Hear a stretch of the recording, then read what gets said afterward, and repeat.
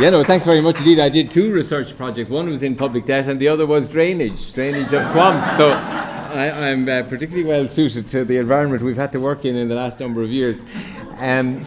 No, first of all, I'm thrilled to be here. I mean, I launched the National Entrepreneurship Strategy back in the day when I was in DGEI.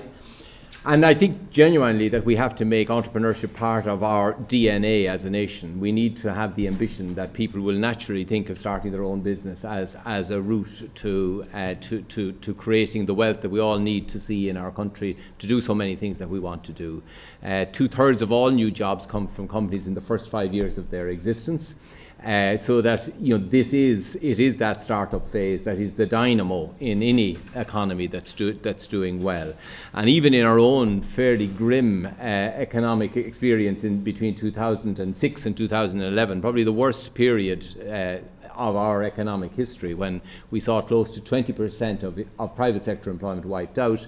Even in that period, companies who started their businesses in those 5 years created 93,000 jobs. Were it not for them and, competing into a gale in which half of them did not survive, yet the ones that survived created that net 93,000 jobs.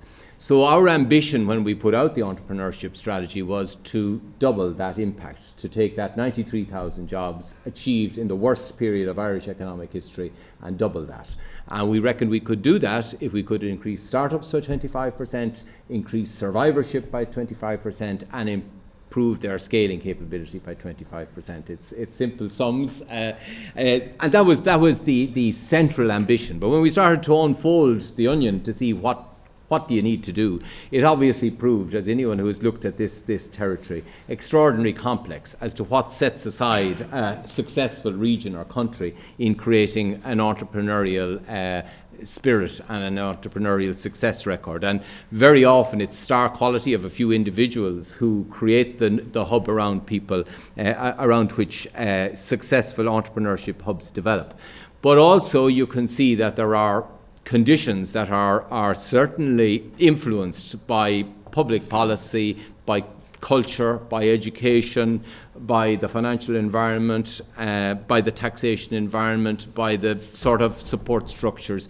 These are really important elements. So they may not be the X factor that can take you, but if you get them right, you begin to increase the probability that you will have the star quality and the spark that will set those hubs going.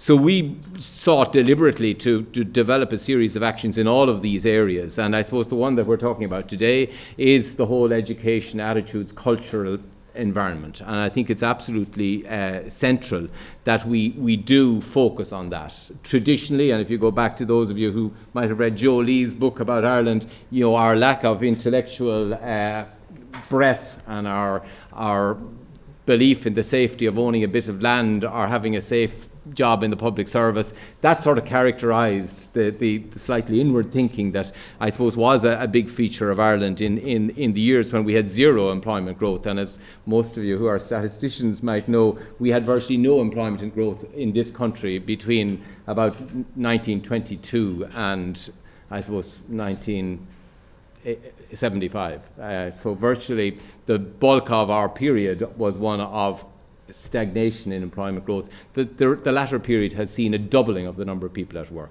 So there has been a change of the sort of culture that Joe Lee spoke about in recent times, and we have to build on that if we want to fulfil our ambitions as a country. And as we also want to see in this country, and it's especially so in this new government, the concept of regions being able to create their own competitive advantage.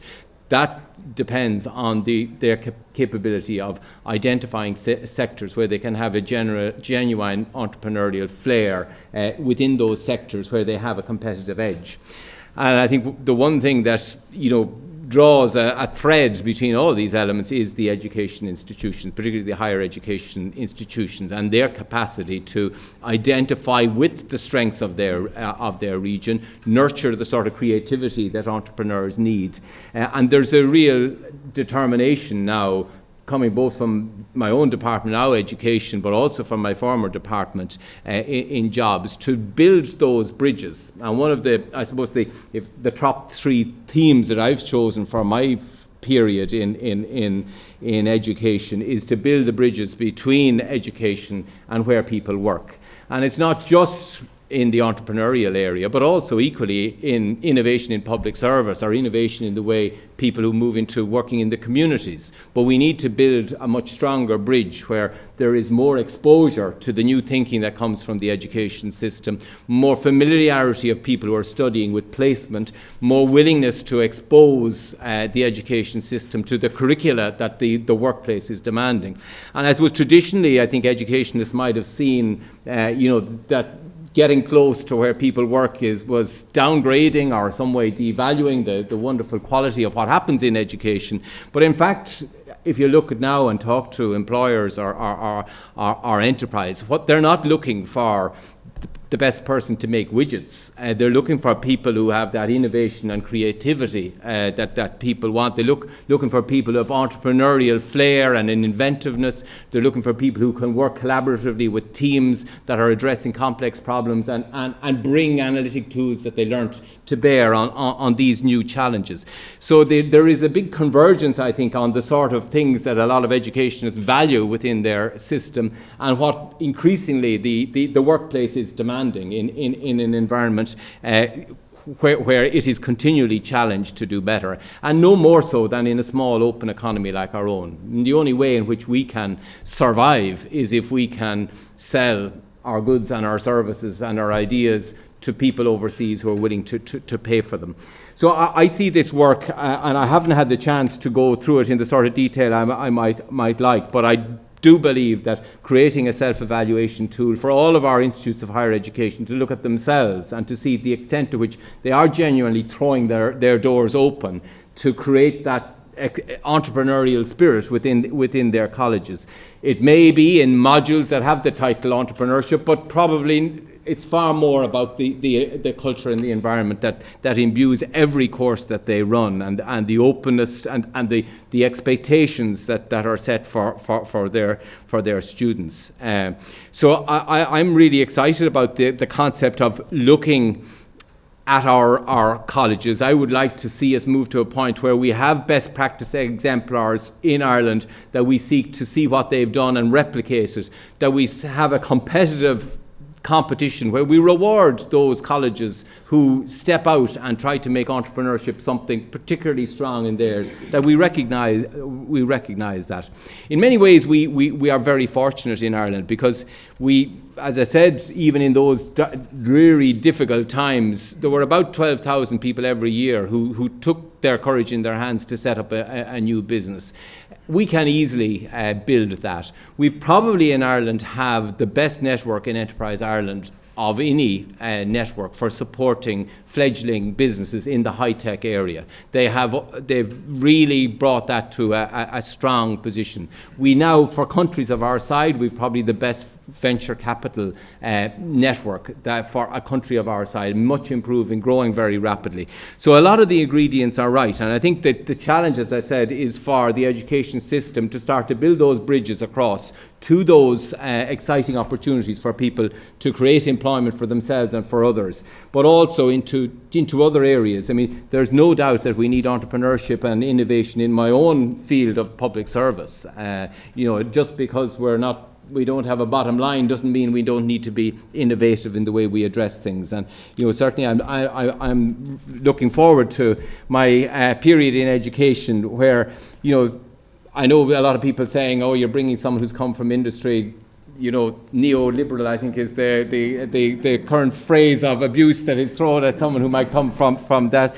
But I think we have to build a bridge between those two networks, not to downvalue either, but to realise that unless we have a strong bridge that can see the good ideas in universities fulfilled in real life situations that create jobs for people, we will have failed, and a lot of the good ideas, the good thinking that we've bred in our universities will lay dormant, undeveloped and unexploited.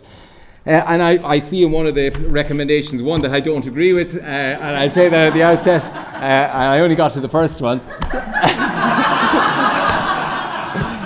But I don't believe that we should have one funding stream for research. I think one of the strengths of ours that we have two funding streams, very distinct, an enterprise funding stream and an education funding stream. So I'll read on. But not to belittle the excellent work that's gone into this in any way, but I really think this is important work. I think we will revisit this time and again. I think we'll be interested to see when this goes across other countries, where we get more benchmarks of how we're actually stacking up against the competition, because I think that's, we do need to learn from best practice in other countries, and from the OECD for many long years has been good at holding a mirror to our policy making, and we have suffered for not taking heed of OECD learnings in other areas of our economy in the past. So I look forward to being, the fact that we are first up, best dressed in terms of being evaluated by the OECD is a good sign. It's good to be an early mover, and we hope that we will also be an avid learner from what this research throws up in the years ahead. So thanks very much indeed. Always good to be here in DCU. Yes.